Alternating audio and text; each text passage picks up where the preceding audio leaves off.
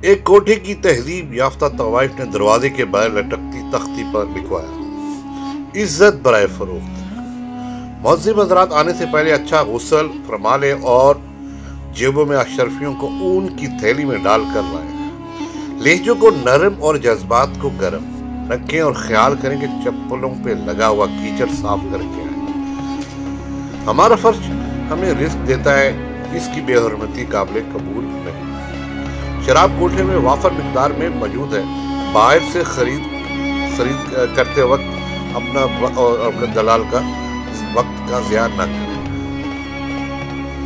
دلال کو حرام ایک پائی ادا نہ کریں کیونکہ وہ معقول معاوضہ ملتا ہے۔ البتہ باہر رکھے کے چندے کے ڈبے کھول کر اس میں کچھ پیسے ڈال دیں۔ آپ کا عطیہ مفلس لوگوں کے گھروں کی عزت کو طوائف بننے سے بچاتا ہے۔